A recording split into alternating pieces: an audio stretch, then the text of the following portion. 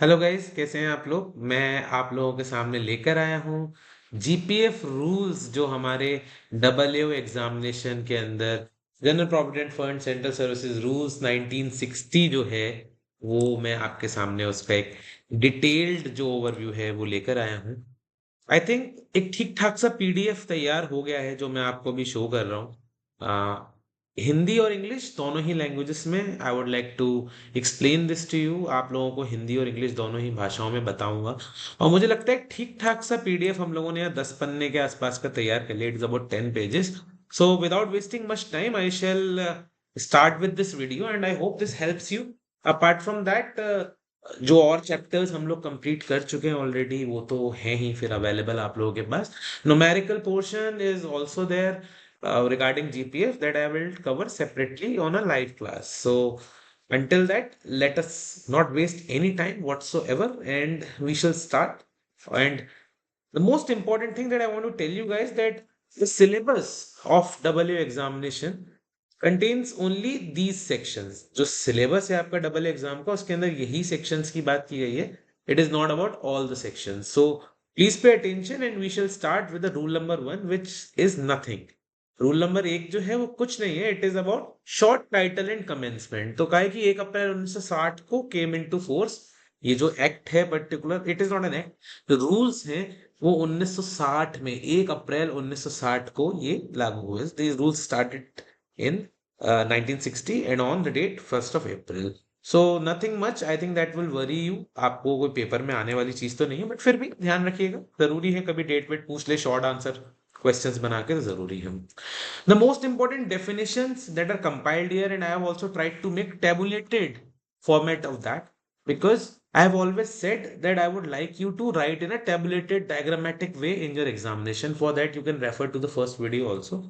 uh, Hindi में बोलूं तो मैं ये कहना चाहता हूं कि मैंने टेबुलेटेड करके कुछ चीजों को रखने का प्रयास इसलिए किया है कि अगर वो आपके पेपर में सवाल करता है, जो कि इस वाले टॉपिक में से तो काफी थ्योरी के सवाल भी पहले आ चुके हैं पेपर में, सो इन दैट केस आपको टेबुलेशन करने का एक आइडिया दे पाऊं. तो जैसे मैंने पिछला पीडीएफ आपसे शेयर किया था रिगार्डिंग एलटीसी, तो टेबुलेशन और डायग्राम अब मैं आप लोगों के नोट्स में ज्यादा से ज्यादा आप लोगों के लिए डालने का प्रयास करूंगा, जो भी आप लोगों को कंटेंट अवेलेबल कराऊंगा उसमें लिए. Account officer in this particular rules means the officer to whom the duty to maintain provident fund account of the subscriber has been assigned by the government. जो सरकार की तरफ से जिस भी अधिकारी को आपका पीएफ मेंटेन करने की रिस्पॉन्सिबिलिटी दी गई है, यहां उसे अकाउंट ऑफिसर कहा गया है. तो सिंपल डेफिनेशन है, द पर्सन जिसको ये जिम्मेदारी दी गई है कि वो सब्सक्राइबर का प्रोविडेंट फंड अकाउंट जो है मेंटेन करेगा, वही अकाउंट ऑफिसर है इन रूल्स के कंटेक्स्ट में. When it comes to these rules, the person who is maintaining the accounts of the fund or the provident fund of that individual subscriber. Who is a subscriber? Subscriber is the person who is enrolled in GPF. Subscriber कौन है? Subscriber वो व्यक्ति है जो GPF कटवा रहा है अपना, जो सरकारी कर्मी है, गवर्नमेंट सर्वेंट है, उसकी यहाँ पे बात की जा रही है. Friends, I would like to tell you here that the subscription to GPF, that is the contribution to GPF, is on the basis of percentage of emoluments. So they have tried to explain what is the meaning of emoluments.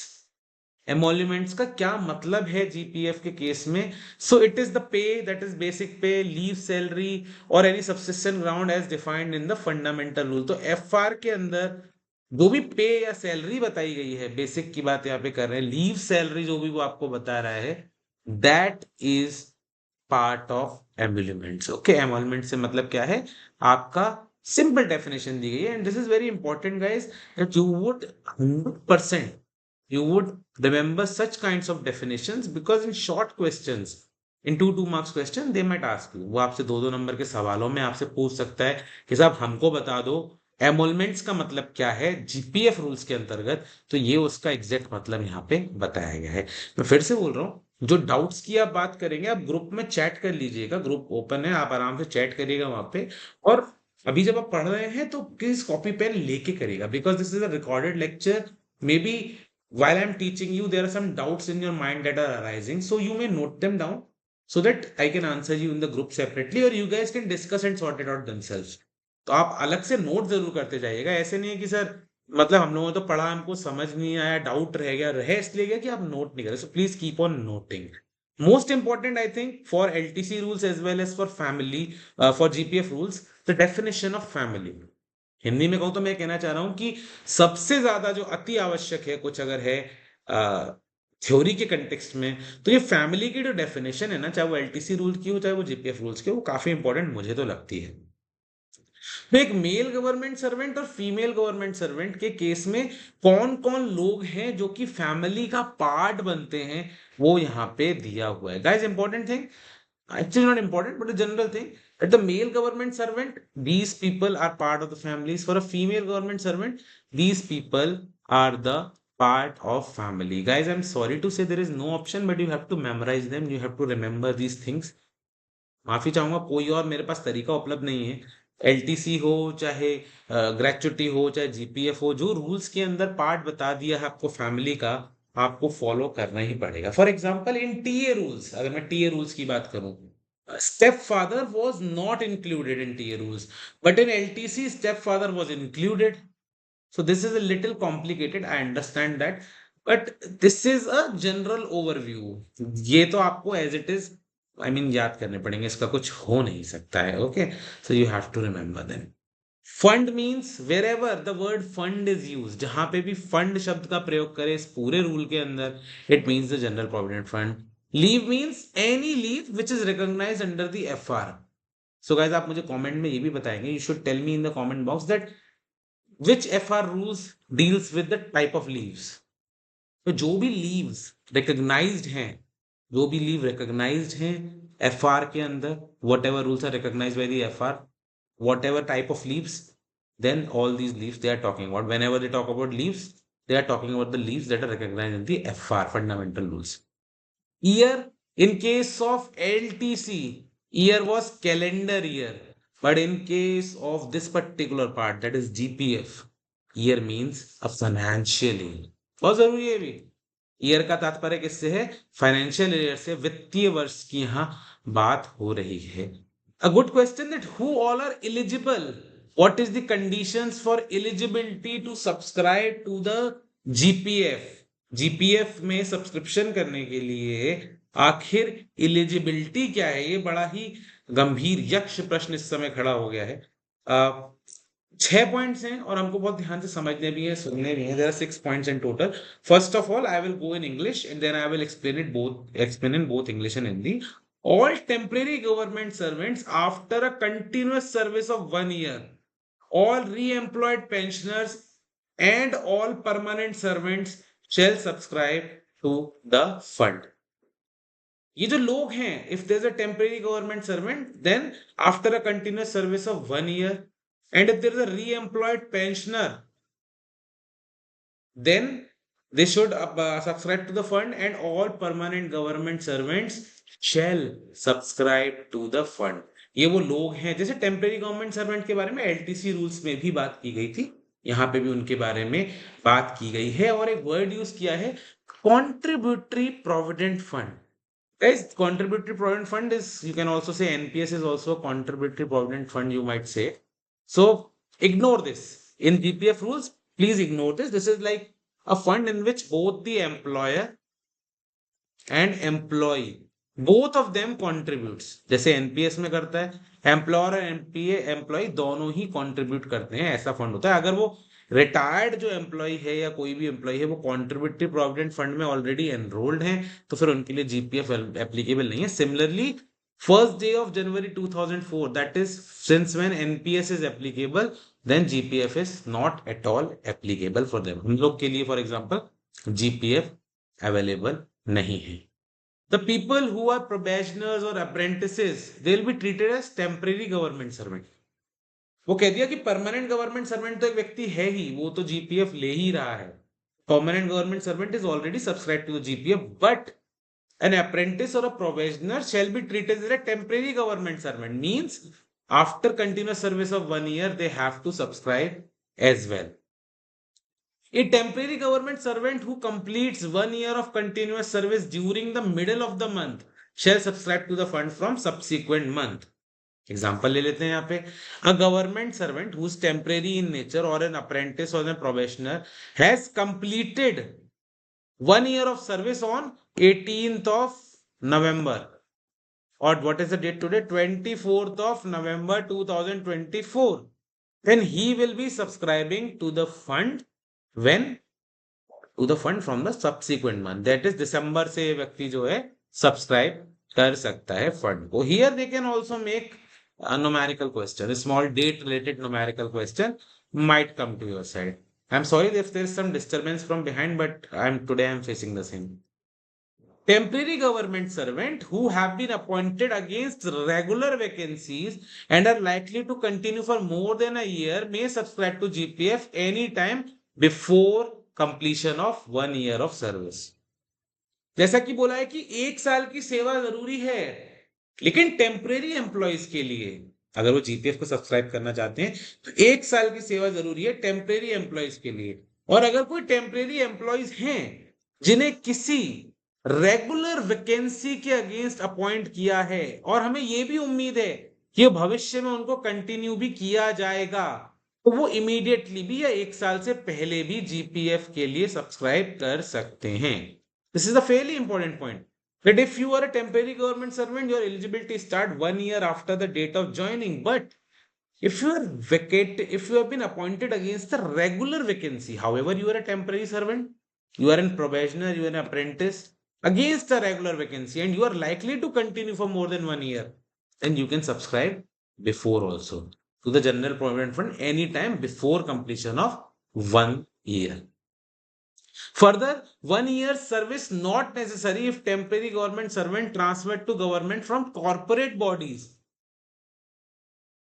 For if he has completed 1 year under the body or another department. For example, in English first of all, there is a person A who was working in some government organization already, has been transferred to department B, and here in this department he has already completed 1 year of service. Then he need not to wait, this service will also count. Hindi में कहूं तो वो ये कहना चाह रहा है कि अगर कोई टेम्परेरी गवर्नमेंट सर्वेंट है जिसका किसी कॉर्पोरेट बॉडी से, राज्य सरकार से, किसी और विभाग से जहां ऑलरेडी जीपीएफ का सब्सक्रिप्शन होता है, वहां से उसको लाके अपने डिपार्टमेंट में हमने रख लिया है, and if he has completed 1 year service under that body और स्टेट गवर्नमेंट और अनदर डिपार्टमेंट, देन 1 साल से पहले वो उसको सब्सक्राइब कर पाएगा. कोई प्रॉब्लम वाली बात इसके अंदर नहीं है. These 6 points, guys, might form a 5 marks question for you. Very general things given. कौन कर पाएगा, कौन नहीं कर पाएगा. Only single complication that 1 year service is given for temporary servant and there are certain rules regarding temporary servant. तो वो आप लोगों को अच्छे से याद कर लेने, आप लोगों को अच्छे से समझ लेने. इतना ही इसके अंदर, कुछ है नहीं. Nominations. Now rule 5 nomination, a little important. However, आप कहेंगे कि सर तो हर किसी को इंपॉर्टेंट ही बोल दे रहे हैं, बिकॉज छोटा चैप्टर है, छोटे टॉपिक्स हैं, सभी कुछ इसके अंदर इंपॉर्टेंट है. That is why I am again again saying important. Nomination, it is clearly said that a person can nominate one or more person at the time of joining of fund. This nomination will be done through head of the office or DDO and submitted to postal pay and account office. Minor subscriber can nominate post major. Percentage to be specified if more than one there and can be modified at any time. And only members of the family can be nominated. The star is there because we need to study that. Now please listen to me carefully what I'm trying to say. अगर आप nominate कर रहे हैं किसी को अपने GPF में, if you are creating a GPF nomination, you can nominate one person or more than one person at the time of joining the fund. आप किसी एक व्यक्ति को भी नॉमिनेट कर सकते हैं, एक से अधिक व्यक्ति को भी नॉमिनेट आप कर सकते हैं. कैसे करेंगे? You will apply through the head of the office और DDO and submitted to the pay and account office. आपको पता है जीपीएफ का जो सारा मैटर है पे एंड अकाउंट ऑफिस में मेंटेन हो रहा है, तो आप अपने डीडीओ के थ्रू, अपने हेड ऑफिस के थ्रू सारी चीजें जो है कर सकते हैं. Minor subscriber, however it is hypothetical. अब तो मुझे कोई लगता नहीं है माइनर गवर्नमेंट सर्वेंट होता होगा, बट ठीक है, पुराने रूल्स हैं, पहले शायद कम एज के लोग भी होते होंगे और भी चीजें हैं इसमें, so let's ignore that. Minor can only can nominate post he becomes major.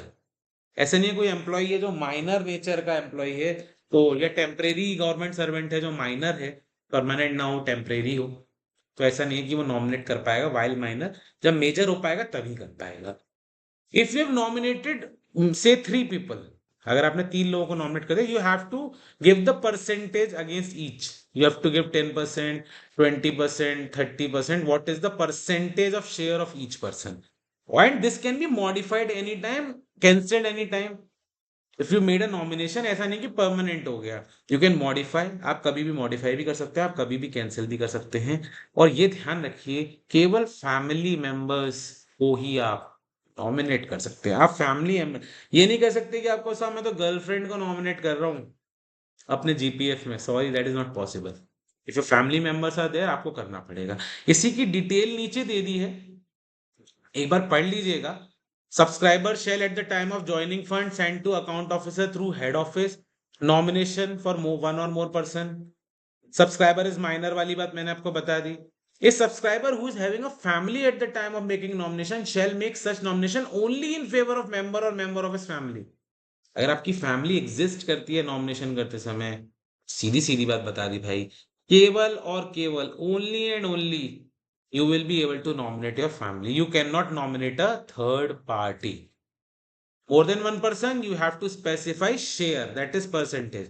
एक से ज्यादा इंसान को नॉमिनेट कर रहे होगा, 3 लोगों को नॉमिनेट कर रहा हूं, बताना पड़ेगा किसको कितना कितना हिस्सा आप देना चाहते हो। Any time you can cancel the nomination, और you can give a fresh nomination, you can modify it, it is very much possible. अगर आप मॉडिफाई करते हैं, अगर आप नॉमिनेशन को मॉडिफाई कर रहे हैं, कैंसिल कर रहे हैं, वो कब से इफेक्टिव होगा? जिस दिन वो अकाउंट ऑफिसर के पास पहुंच जाए। Your nomination will be effective from the date it reaches the account officer. ठीक है, ये सिंपल सी बात इसमें कही गया। Nomination made while in service can be changed even after retirement so long as amount remains unpaid. Say there is a person A and he retires on 30th 11/2024 and his payment is made on 5th 12/2024, then on 1st 2nd 3rd 4th, till the payment is not made, nomination can be changed। एक सरकारी कर्मचारी, उसका नाम ए है, और 30/11/2024 को retire हो गया, 5/12 को उसको उसका जीपीएफ का फंड मिल गया, लेकिन वो 1 तारीख 2 तारीख 3 तारीख को चाहता, अगर अपना पेमेंट होने से पहले वो चाहता, तो वो निश्चित रूप से अपना पैसा के बदले जो उसने नॉमिनेशन किया उसको वो चेंज कर सकता है। अगर कोई नॉमिनी है जिसके ऊपर चार्ज लगा दिया, क्या चार्ज लगा दिया? कि उसने मर्डर कर दिया गवर्नमेंट सर्वेंट का। I had a nominee, he knew I have 50 lakh rupees in my GPF account, he murdered me, कि मुझे पैसा मिल जाएगा। Then government inserted that if such thing happens and there is a trial going on, case चल रहा है इसके ऊपर, पेमेंट कैन बी डिनाइड। जब तक कोर्ट डिसीजन नहीं दे देगा, इसको माफी नहीं दे देगा, नॉमिनी को बाइज्जत बरी नहीं कर देगा, एक्सोनरेट नहीं कर देगा, it is not possible. It is not possible to pay that person who is charged for murder of the government servant. ऐसे तो फिर लोग क्या करेंगे? ऐसे तो लोग यही करेंगे ना भैया कि मार दो भाई, जो नॉमिनी है वो मार देगा अपने जिसको ही मारना होगा। Nomination of a subscriber is held valid even if he dies before it reaches the account officer. So here we were reading that nomination takes effect on the date it is received by account officer. But say A nominated someone and posted it on 24th and he died on 25th, but the nomination reached on 26th.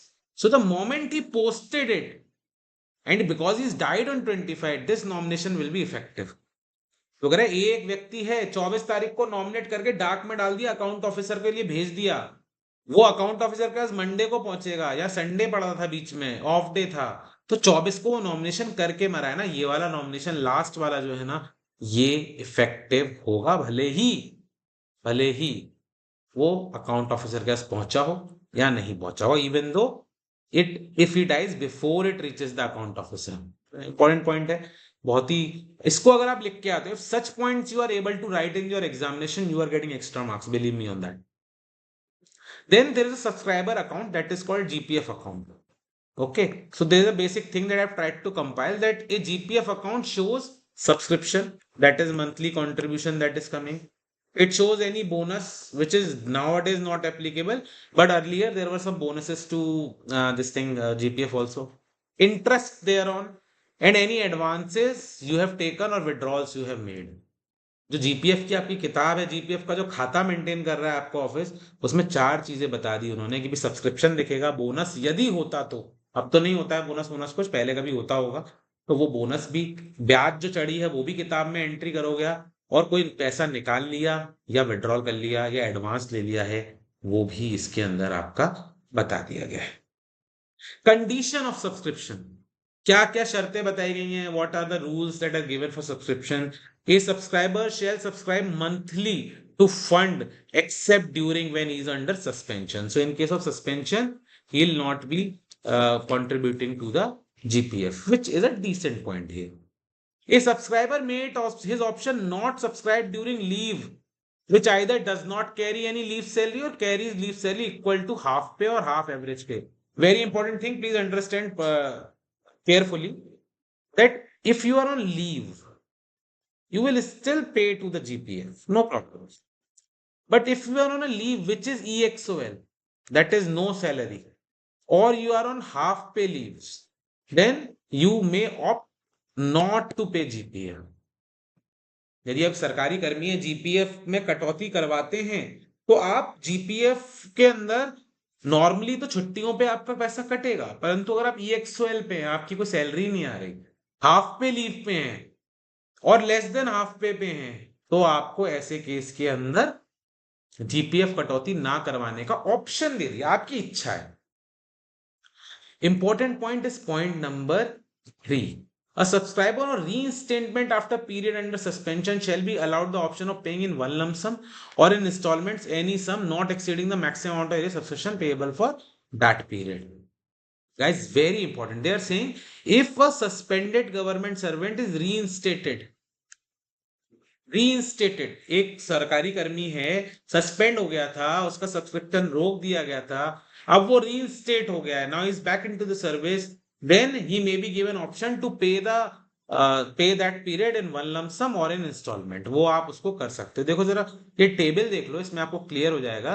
Compulsory in regular service, can not और during suspension, need not, seasonal post ये आगे दी हैं, departmental leave, dies non last 3 months report, optional, leave not carrying leave carrying half pay और रीइंस्टेटमेंट from suspension. तो ये जो 3 चीज है ना, he shall be allowed option of paying one lump sum or installment. कैसे वो करेगा, अपने सस्पेंड अब रेगुलराइज हो गया, सैलरी भी मिल जाएगी, तो ये जीपीएफ की कटौती भी कर लेना उसकी। So please read this table nicely, you will be able to understand it. Again and again I'm saying I will take a live class so that we can discuss the doubts. Before that, I feel in the group itself you can take the screenshot, post it, I will answer it, everyone will answer it, we can discuss and the solution will be made.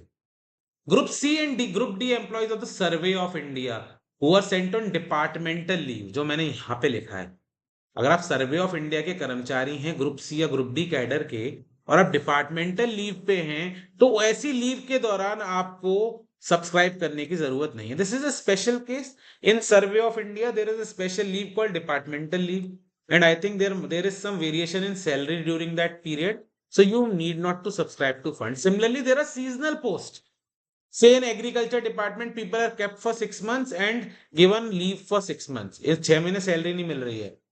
आप कृषि विभाग में है, कोई ऐसे post में है, seasonal post हैं, जब काम चलेगा कृषि विभाग के अंदर तो भैया आपको क्या मिल जाएगी, सैलरी मिलेगी, जब काम नहीं चलेगा आपको सैलरी नहीं मिलेगी। तो ऑफ कोर्स इस वाले पीरियड के अंदर अनएम्प्लॉयड हो एक तरीके से, so you need not to pay the GPF amount, of course this is a normal thing, है ना। Then dies non, in period of dies non, no, not required. Subscription to be compulsorily discontinued during the last 3 months on superannuation. अगर आप retire होने वाले तो अंतिम 3 महीने में तो आपका सब्सक्रिप्शन 100% रोक ही दिया जाएगा। Guys, this is regarding rate of subscription, and I will take you here that we have known that emoluments, the word emoluments has been given. So the definition of emoluments we have read right above in the first slide. हमने already पढ़ लिया कि emoluments की क्या definition होती है। वो कह रहा है कि आपको मिनिमम 6% ऑफ emoluments देना ही देना है अधिकतम आप कितना दे सकते हो? 5 लाख दे सकते हो पूरे फाइनेंशियल ईयर के अंदर की ये बात हो रही है। होल रुपीज में पैसा होना चाहिए, पॉइंट्स में पैसा सब जीपीएफ में नहीं जा सकता है। In English, if I have to explain you, it's very simple that whatever emoluments you are eligible for, the definition of emoluments, we have already read it in the first slide. So if we are talking about emoluments, then whatever it is, minimum 6%, maximum you can increase it. Minimum 6% of those emoluments you have to subscribe to the General Provident Fund. Maximum limit is 5 lakh. It is not like that someone's salary is 50 lakh per year. Then he will say कि okay 50 lakh का 6% जो है मैं तो उतना contribute करूंगा, तो ऐसा संभव नहीं हो पाएगा। वैसे 50 लाख का 6% कितना होगा? है, मेरी थोड़ी मैथ कमजोर है गाइस, सॉरी। तो 50, मैं कैलकुलेटर भूल लिया हूँ, 50 लाख का 6% 3 लाख रुपए होगा। So yes, they can do it, they can do it. So this is the maximum limit. This is the maximum limit of GPF contribution per year, which has been recently revised. 2022-23 में revise हुई थी. When it comes to emoluments, कौन से emoluments लेंगे? This is an important point, guys. Please have a good look at it. This is an important point. If the subscriber is in government service on 31st March of preceding year, emoluments he was entitled to that date. Say there is an employee who is employed from 1/4/2024, 23 to 31st March 2024. So this salary on this day will be treated for 1/4/2024 onwards. यानी अगर आप 31 मार्च 2024 को नौकरी पे हैं preceding year में, तो आपकी जो आखिरी सैलरी जो है ना, उसको एमोल्यूमेंट्स के लिए काउंट किया जाएगा, जो आपकी लास्ट सैलरी थी। अब जो इस साल का फाइनेंशियल ईयर शुरू होगा, यानी फाइनेंशियल ईयर 2024-25 के लिए आपने जो 23-24 की लास्ट सैलरी है, उसका 6% या 5 लाख तक आप कर सकते हो। If you are a new government servant and you was not in government service on 31st March of preceding year, the emoluments which he was entitled on the day he joins the fund. मान लीजिए आपने मई में join किया, you have joined the service in May and you were not employed on the day 31st March. आपके पास नौकरी नहीं थी, तो आप जिस दिन ज्वाइन कर रहे हो उस दिन जो आपकी तनख्वाह है, the day you have joined, that particular salary will be your emoluments. Uska 6% and maximum 5 lakh rupees. Guys, whatever doubts you have, okay, please post it in the group. तो वहां हम डिस्कस कर लेंगे स्क्रीनशॉट ले लेके. और those people who are not in the group or nowhere or not in the course, then they can simply do one thing. इधर भी कमेंट में डाल देना, मैं जितना संभव हो सकेगा करूंगा. W2 W1 किसी ना, उन ग्रुप्स को भी मैं ओपन कर दूंगा आप लोगों की चैट के लिए. आप लोग अपने स्तर पे उसको निपटा लीजिएगा. The amount of subscription that is fixed, बोला ना minimum 6%. You can enhance it twice and reduce it once in a financial year. Year means financial year for GPF rules. For LTC it was calendar year. दोस्तों हिंदी में बताऊं तो ये कह रहा है कि आपने जो भी सब्सक्रिप्शन का रेट निर्धारित किया है अपना, चाहे वो 6% हो, मिनिमम 6% तो रखना ही पड़ेगा, अधिकतम 5 लाख तक, तो आप उसको साल में 2 बार बढ़ा सकते हो, 1 बार घटा ही सकते हो. तो ये बात कही है. Advances from fund, I have made it an example and I will tell you with the example only. अगर आप advance basically means loan, it has to be repaid, there is no interest, it has to be repaid, but उस पर कोई ब्याज नहीं है. ध्यान से सुनिएगा. 12 मंथ्स की बेसिक पे या फिर 3/4 of edit amount, credit amount, आपके जीपीएफ में जितनी धनराशि है उसका 3/4 या 12 मंथ की बेसिक पे जो whichever is less, जो कम हो वो आपको मिल जाएगा. Guys, in Hindi I have explained, I am telling you in English. 12 months of basic pay, that is emoluments we are talking about. Basic pay, here they are using the word basic pay. Emoluments वही हुआ. और 3/4, that is 75%, 3/4, 75% of amount standing at the credit in the fund, whichever is less will be awarded. I've taken an example. If basic pay is 50,000 rupees and total credit is 15 lakh 50,000 rupees, then 12 months pay is 6 lakh rupees and 3/4 of credit amount is 11 lakh 60. So GPF amount will not be this amount but this amount. तो बड़ा easy सा है, इसके अंदर कुछ नहीं है। और विड्रॉल के केस में भी दोस्तों ऐसा ही है, विड्रॉवल के केस में भी ऐसा ही है, तो उसको भी हम यहीं से समझना शुरू कर देते हैं। So guys this is the limit. इसके ऊपर बेस्ड न्यूमेरिकल आना तो लाजमी है दोस्तों। There will be many numericals on this particular part. 100% you will get numericals because it's very obvious, इसी के बेस पे आप अपने numericals को sort out कर पाएंगे। There are purposes. It's not like that you take up your mouth and withdraw the money. There are purposes. There are following purposes which are allowed. Illness या आप पढ़ लीजिएगा खुद से, इसके अंदर मैं ज्यादा कुछ जाने की कोशिश नहीं करूंगा। These are the reasons why you can withdraw as an advance. आप अपने एडवांस में पैसा इन कामों के लिए ले सकते हैं। ध्यान रखिएगा, advance is sanction by the head of office, can be recovered in 60 instalment. 60 instalment में मैक्सिमम, कम में भी कर सकते हैं आप रिकवर, अगर वो बंदा तैयार होता है, उसको ऑप्शन है, वो कह रहा है 60 में दूंगा, 60 में दे दे। HOD may section advance from the fund other than above mentioned reason. However, they have given you standard reasons. हालांकि उन्होंने आपको स्टैंडर्ड रीजन बता दिए हैं, पर अगर आपका एचओडी चाहे, head of the department, we are talking about director general और any person delegated with the powers of the HOD, then yes other reasons के लिए भी आपको मिल सकता है। No documentary proof is required, simple declaration is enough. For example, I am saying that I have some cost of legal proceedings, then I need not to take documents for that. Simple declaration is enough. अगर मैं कह रहा हूं कि मेरी कोई court case चल रहा है, मुझे उसके लिए पैसा निकालना है, तो मैं ये नहीं कि मैं उससे कागज मांगने लग जाऊंगा, नहीं, ऐसा नहीं है। उसकी डिक्लेरेशन पे ये काम हमारा हो जाएगा। ये 2 पॉइंट भी इंपॉर्टेंट है। In normal condition maximum time limit for sanction of advance is 15 days and in case of emergencies like illness time limit is 7 days। Guys this is important, अपने पेपर के लिए ध्यान रख लीजिए, अभी से आपके पेपर में पूछने का हाई चांसेस हो सकते हैं इस बात के। तो भाई नॉर्मल कंडीशन में 15 दिन है, इमरजेंसी में 7 दिन है, आप लोगों से आपको एडवांस सैंक्शन करना पड़ेगा।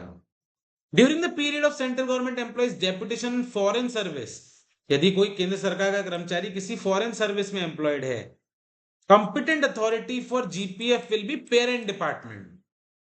अगर आप एम्प्लॉय हैं जो फॉरेन सर्विस पे चले भी गए, इससे कोई फर्क नहीं पड़ता, आपका पेरेंट डिपार्टमेंट जो है वो आपको विड्रॉल सैंक्शन करने को देगा। No temporary advance to be sanction during last 3 months of service. Subscription is also not allowed and it's the same thing. A subscriber shall be permitted to take an advance once in every 6 months for education for family and dependents. This is also very important. They are saying कि there are so many reasons listed जिसके लिए आप advance ले सकते हो, but for education of family you can take an advance once in every 6 months। साल में 2 बार आप एजुकेशन पर्पस से, अपनी फैमिली के, अपने डिपेंडेंट्स के एजुकेशन पर्पस से you can withdraw, not withdraw, take an advance. अब विड्रॉल की बात कर लेते हैं दोस्तों। Withdrawal, these are the condition. There are 2 conditions and these are to be understood very nicely. Withdrawal up to 12 months or 3/4 of the amount, this is same as advance, limit तो same है। बस ये कह रहे हैं that you must complete at least 10 years of service। कम से कम आपकी सेवा को 10 साल हो जाने चाहिए। must complete at least 10 years of service और within 10 years before the date of retirement on superannuation।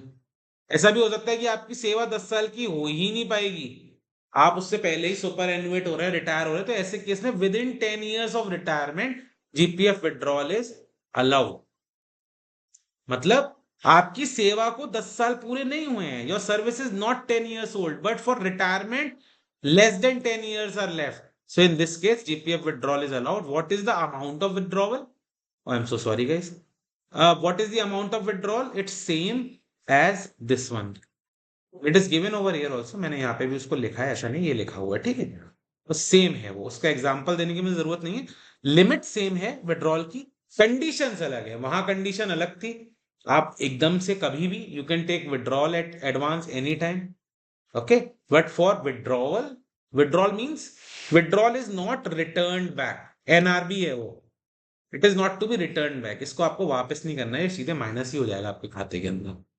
ठीक है, पर्पसेस दिए हैं, education, obligatory, illness, purchase of consumer durables. ठीक है, इलनेस के लिए 90% विड्रॉल कर सकते हो guys, important. However, 3/4 is maximum, that is 75%. But for illness, you can go up to 90%. Then these are some rules, some condition in which 90% withdrawal is allowed. And this is a separate thing. I will tell you later. ये कुछ नियम, कुछ conditions, कुछ स्थितियां, परिस्थितियां बता दी जिसमें 90% तक आप अमाउंट विड्रॉ कर सकते हो। Housing, repayment of housing loan, purchase, constructing, register, ये बिल्डिंग मतलब घर वाली बात है mainly. In such a case, you can take up to 90%, and also for illness, you can take 90%. So if you are going to write about GPF, you should remember that in which condition even 90% amount is allowed.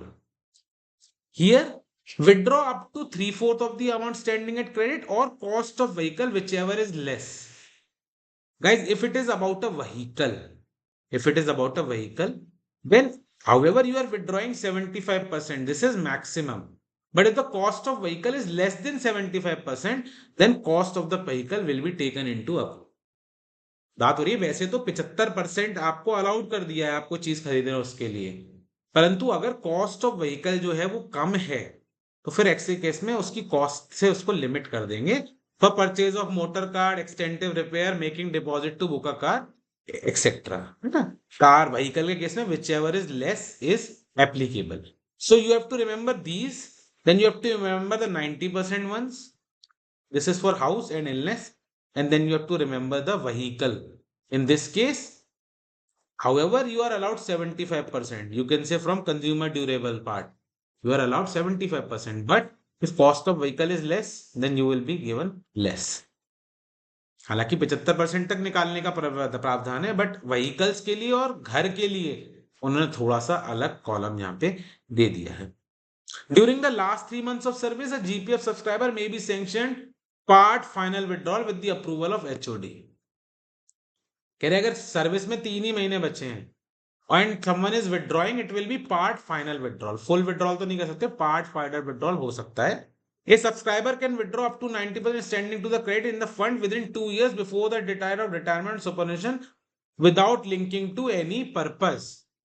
अगर retirement में 2 ही साल बचे हैं, the subscriber can withdraw up to 90% of the amount standing to the credit in the fund within 2 years before the date of retirement without any purpose. मतलब अगर आपके retirement में 2 ही साल रह गए हैं तो फिर आप कोई रीजन मत दो, 90% निकाल के ले जाओ। तो अब 90% की 3 कंडीशन हो गई। Now there are 3 conditions for 90%। Illness was there, then that home वाला was there, and now this third condition is also there.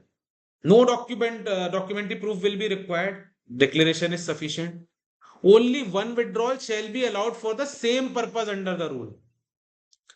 ठीक है, ये ध्यान रखिए, आपको एक पर्पस के लिए एक ही विड्रॉल मिल सकता है। ऐसा नहीं है कि आप एक ही पर्पस के लिए बार बार विड्रॉल कर रहे हैं, except for marriage, education, illness, इसकी बात अलग है। Once during the course of financial year, an amount equivalent to 1 year subscription paid by subscriber towards the group insurance scheme, central government self-financing contributory basis. Guys, this is a special case. There is CGEGIS scheme. आपकी माली हालत इतनी, पहले first time explaining इन हिंदी, आपकी माली हालत इतनी खराब हो चुकी है कि आप अपने CGGIS का सब्सक्रिप्शन भी नहीं दे पा रहे हो। आज पता नहीं कौन सी मशीन लगा दी है मेरे घर के बाहर, इतनी आवाज हो रही है। CGGIS की आपने सब्सक्रिप्शन नहीं दे पा रहे हो तो एक बार फाइनेंशियल ईयर में, फॉर एग्जांपल से पूरे साल का सब्सक्रिप्शन 360 रुपए या 240 रुपए, तो वो आप फाइनेंस करा सकते हो अपने GPF से। In English, I am saying there is a scheme of group insurance and you are in such a bad situation that even you cannot afford subscription for that, then once during a financial year you can finance the same from the GPF. Withdrawal for education of children allowed on annual basis or 15 दिन 7 दिन, this we have already read in the advance part also. Here also we were reading the same thing. Okay, 90%, 75%, again a 90%, these are the conditions for theory purpose. You should remember absolutely, you cannot fell on that. आप fail नहीं हो सकते, आपको याद ही रखना पड़ेगा। Any sum withdrawn by a subscriber at any one time for one or more of the purposes in Rule 15 from the amount standing to his credit, maximum up to 12 months pay or 3/4 standing to his credit, maximum amount standing to his credit purposes. Provided that no case maximum amount of withdrawal for the purpose shall exceed maximum limit prescribed. ये कह रहे हैं कि अगर आप एक से ज्यादा बार भी विड्रॉल करते हैं, if you are withdrawing more than once, in that case also maximum amount of withdrawal, that is A withdrawal, B withdrawal, C withdrawal, total can not cross total 90% or 75%, which ever is applicable.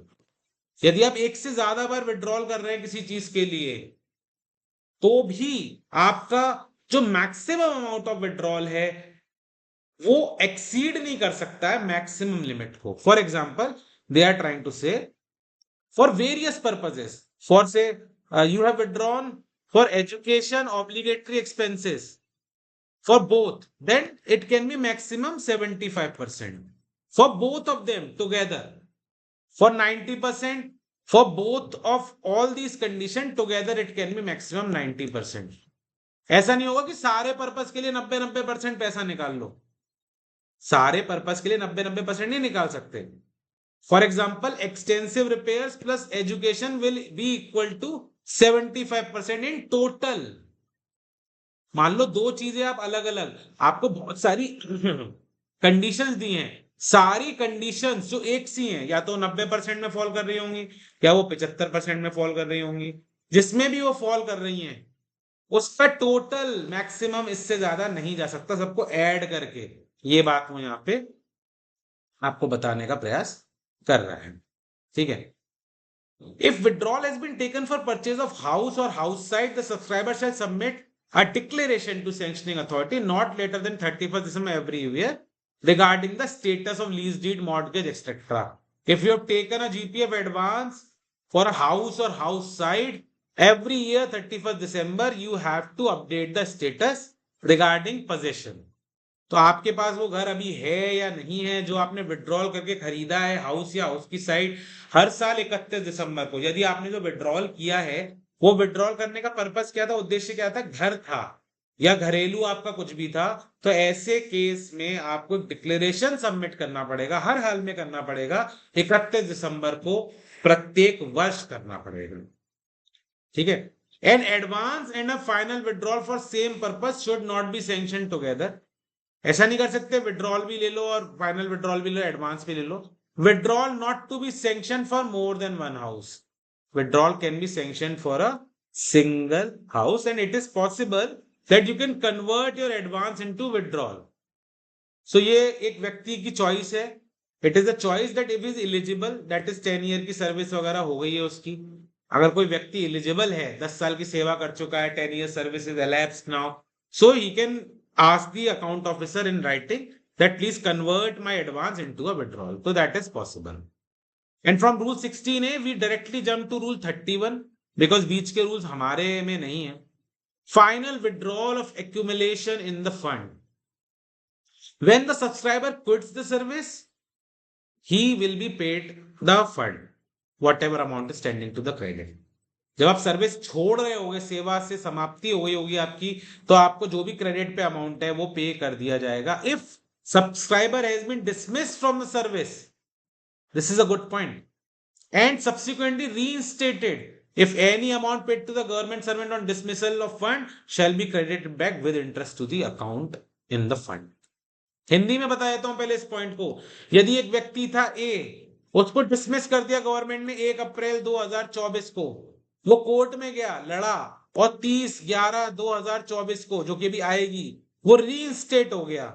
अब इस और उसको dismissal के time पे amount पे कर दिया था उसके जीपीएफ का ऑलरेडी डिसमिसल के टाइम पे, तो यदि कोई अमाउंट पे कर दिया था डिसमिसल के टाइम पे, तो ये इस समय का जितना भी इंटरेस्ट है प्लस ये अमाउंट जो पे कर दिया था, ये इस व्यक्ति को वापस देना पड़ेगा अपने जीपीएफ अकाउंट में डालने के लिए। जी हाँ, ऑड लग रहा होगा बट यही सच है.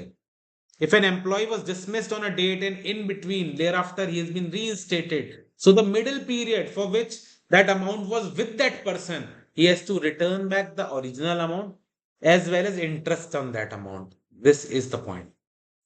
Recovery of government dues and final payment of GMT not to be mixed up. अगर किसी व्यक्ति के ऊपर सरकार का कोई ड्यू है, if any government dues pending with any official, it cannot be recovered from GPF, and amount misappropriated, that is fraud, etc., that is also not allowed to be adjusted from the GPF. तो GPF नहीं रोक सकते आप उसका. It is not possible to mix these things up. Retirement of a subscriber, full amount at his credit in the fund shall be payable.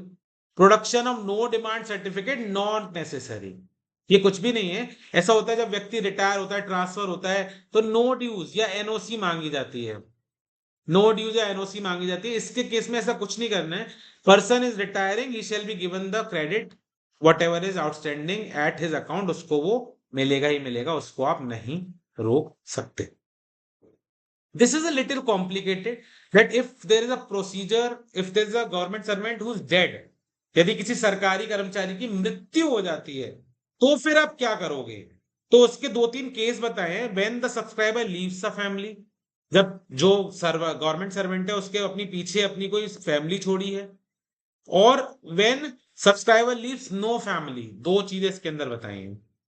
तो दोस्तों अगर subscriber अपनी फैमिली पीछे छोड़ता है, ध्यान से सुनिएगा, हिंदी में बता रहा हूं पहले, अगर सब्सक्राइबर अपनी फैमिली अपने पीछे छोड़ता है तो जो नॉमिनेशन उसने किया है उस नॉमिनेशन के हिसाब से पैसा पेड कर दिया जाएगा. In English, if the subscriber has left a family behind, then as per whatever nomination has been given by that person, made by that person, amount will be paid to the nominees similarly. If no such nomination in favor of member or members of the family of the subscriber exist, अगर कोई ऐसा nomination नहीं है, or if such nomination relates only to part of the amount standing to his credit in the fund, the whole amount of the part therefore to the which the nomination does not relate, as the case may be, shall notwithstanding any nomination purporting to be in favor of any person or person other than family members become payable to the members of his family in equal share. Guys अगर कोई nomination नहीं करके गया है वो व्यक्ति, या family के होते हुए भी उसने किसी फैमिली के बाहर के मेंबर को नॉमिनेशन कर दिया है, वो वॉइड हो जाएगा. ठीक है, वॉइड हो जाएगा. या जितने शेयर का कर दिया है नॉमिनेशन वो नॉमिनी को मिल जाएगा, जितने शेयर का नहीं किया है वो फैमिली मेंबर्स में इक्वली बांट दिया जाएगा. Please listen to this point. If family exist, it is not possible to nominate anyone outside the family, and this is the case when subscriber leaves the family. Subscriber अगर family छोड़ रहा है अपने पीछे तो फैमिली का nomination होना compulsory है. अगर नहीं किया है तो भी फैमिली को पैसा मिलेगा. अगर किसी बाहर वाले का नॉमिनेशन कर दिया है तो भी फैमिली को पैसा मिलेगा. If you have nominated any person other than the family, even then money will be given to the family. No share is payable to these people, sons who have attained majority, sons of deceased son who have attained majority. पोते की बात कर रहा है, grandson. Married daughters whose husbands are alive, married daughters of a deceased son whose husbands are alive. तो ये लोगों को नहीं मिलेगा कुछ भी हिस्सा. This is they are out of the way. इनको नहीं मिलेगा. But that the widow or widows and the child or children of a deceased son shall receive between them in equal parts only the share which that son would have received if he had survived earlier. Okay, this is a good point and I would like to tell you. This is a government servant and he has son A, son B, son C. 3 बच्चे थे, A, B और C. Okay. Now, if A's share is 33% and A has got 1, 2, 3 children, that is A, B, C. ए वाले भाई के और A1, B1, C1 बच्चे थे और ए मर चुका है, तो ए को जो भी शेयर मिलना था, या तो वो माइनर था तो मिलना था, या फिर वो नॉमिनेटेड था तो मिलना था, तो वो जो भी शेयर है उसको 11% उसके सारे बच्चों में बांट दिया जाएगा. If there are sons of the son of government servant, but that the widow or widows and the child or children of a deceased son shall receive between them in equal parts only the share which that son would have received if he had survived. अगर ए जिंदा होता खुद से, if he had survived, then if any sum he was getting that is due to nomination, that nominated amount will be now distributed among the children of that children, yani pota, grandchildren, and also widow, also the widow. Means A's wife and A's children will get whatever money which was nominated for A. तो उसको automatically वो पैसा मिल जाएगा, as that son would have received if he had survived the subscriber. अगर वो असली में होता तो उसको जो मिलता वो मिलेगा. When the subscriber leaves no family, if a nomination is made by him in accordance with the provision, then amount will be payable to that person and shall become payable to the nominee or nominees in the proportion specified in the nomination. अगर आपने nomination किया है किसी का तो बहुत अच्छी बात है. अब बिना फैमिली के, if you do not have a family, you can nominate a third person. If you have family you can not nominate. ठीक है. विदाउट नॉमिनेशन तो फिर वो पड़ा रहता है पैसा. If there is no nomination वो ऐसे ही पड़ा रहता है पैसा. This is the important part. Disbursement of provident fund monies to a person on behalf of minor rupees 10,000. Okay, they are saying कि if there is a minor who's a nominee, then only 10,000 will be paid and rest of the amount will be kept in abeyance till he achieves majority. अगर कोई व्यक्ति है जिसका nominee minor है तो फिर ऐसे केस में उसको 10,000 रुपए देंगे फिलहाल हम, और बाकी के लिए वेट करें. Subscribers posthumous child. This means what? Say a subscriber was died on 1st April and his son or daughter is born on 3rd April. Okay. Means after the death of that subscriber, a son or daughter is born, then he will be treated as family. यदि किसी सरकारी कर्मचारी का बच्चा उसकी मृत्यु के बाद पैदा हो जाता है, maybe the wife was pregnant and about to deliver a child in 1 month, 2 month, 3 month, and the subscriber unfortunately died. किसी व्यक्ति की मृत्यु हो जाती है अपने बच्चे के जन्म से पूर्व ही, ऐसे केस में जब बच्चा पैदा होगा तो उसकी फैमिली में उसको ट्रीट किया जाएगा. If whereabouts of official is not known, that is the government servant is missing or something, after 1 year period GPF will be paid. इसके केस में FIR to the police and all the procedures will also be required. Payment not to be made to the nominee facing trial for murder of the government servant. Above also we read about it. अगर किसी ने अपने nominee ने अपने पिताजी का या माताजी का या जिसका भी वो नॉमिनी है उसका मर्डर कर दिया, उसके ऊपर चार्ज लगा हुआ है, तो दोस्तों उसको पैसा नहीं देंगे, हम किसी भी हाल में नहीं देंगे. Note that it is the duty of the account officer to make payment to the subscriber. जो भी सब्सक्राइबर है, जो भी सरकारी कर्मी है, उसको पेमेंट करने की जिम्मेदारी अकाउंट ऑफिसर की है. पैसा केवल भारत में ही पेड हो सकता है, भारत से बाहर पेड नहीं हो सकता है. And the account officer shall, after verification with the ledger account, issue an authority for amount payable at least a month before the date of superannuation, but payable on the date of superannuation. ये भी अच्छी बात कही है. कोशिश करनी है कि रिटायरमेंट से 1 महीने पहले ही ना आपका सुपरएन्युएशन से पहले 1 महीने पहले ही इस व्यक्ति का जो भी पेमेंट है वो बना के रख लिया जाए. पेड करेंगे लेकिन चेक उसको जो हैंड ओवर करेंगे वो हम करेंगे सुपरएन्युएशन के केस में. इफ पेमेंट इज डिलेड, यदि पेमेंट को किसी भी कारण से डिले किया जाता है, if a payment is delayed beyond 6 months, okay, I will show it to you. Interest is applicable. Payment of interest on the fund balance beyond a period 6 months may be authorized. Okay. If a payment is delayed up to 6 months, interest will be paid. अगर payment delay हो गया तो 6 महीने की period तक तो interest मिलेगा, 6 महीने के बाद इंटरेस्ट नहीं मिलेगा. और अगर इंटरेस्ट चाहिए तो अप टू 1 ईयर तो हेड ऑफ अकाउंट ऑफिस, और उसके बाद यानी पीएओ की बात कर रहे हैं, पे एंड अकाउंट ऑफिस के जो हेड हैं, यानी जीएम फाइनेंस की बात कर रहे हैं, ये उसके बाद का भी आपको ब्याज दे सकते हैं. और अगर आप इससे भी ज्यादा समय बीत गया तो इनके भी जो सुपीरियर होंगे, मे बी डीडीजीपीए या डायरेक्टर जनरल डीजी पोस्ट या सेक्रेटरी, कोई हायर रैंक ऑफिसर जो होगा वो ही इसका इंटरेस्ट अलाउ कर सकता है. In English, I am also speaking that Up to period of 6 months, interest is payable in case of delay. But beyond that, no interest is admissible, but that can be taken with the prior approval of the head of the account office, that is PAO, or by the immediate superior of the PAO, that is controller of accounts or financial advisor of the ministry, etc. So these people can even sanction interest beyond 6 months also, beyond the period of 6 months also. So this is an important chart, I think. ये आपके paper में पूछे जाने लगा है, पूछे जाने लायक है. Annual statement of accounts to be supplied to subscriber. I think this is the last thing. We are at the last part of it. After 31st March, account officer has to provide statement of account to subscriber. हर साल देना चाहिए. इसके अंदर opening balance होना चाहिए, कितना debit credit हुआ, कितना ब्याज आया, क्या क्लोजिंग बैलेंस है. It is the responsibility of subscriber that he check and satisfy and intimate AO within 3 months if there is any discrepancy.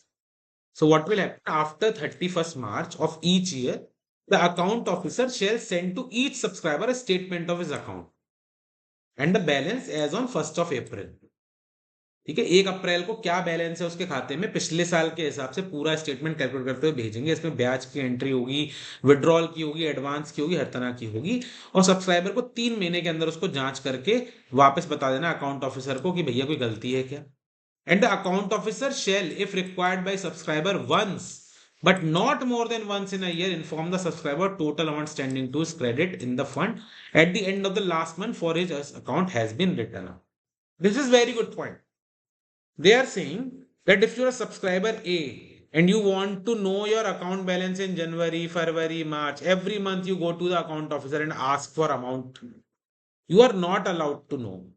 However, once in a year, but not more than once, one time in a year, account officer may tell that okay, this is the balance of your account, and that will be fund at the end of last month for which his account has been written up. Means अगर वो जनवरी में पूछने आया तो दिसंबर वाला हम उसको बता पाएंगे. उसके अलावा वो भी साल में एक बार, साल में एक. आप ये नहीं करोगे कि हर महीने जाके पूछोगे मेरे जीपीएफ में कितना पैसा. हालांकि चीजें बहुत ऑनलाइन हो गई हैं और हमारी व्यक्तिगत जानकारियां भी होती हैं, उसके आधार पे चीजें स्मूथ हो जाती हैं. But it is not allowed. It is allowed only once. आप सब्सक्राइबर को बता सकते हो कि भाई आपका कितना बैलेंस है, और वो भी कब का बताना है ये इसके अंदर स्पेसिफाई कर दिया गया है.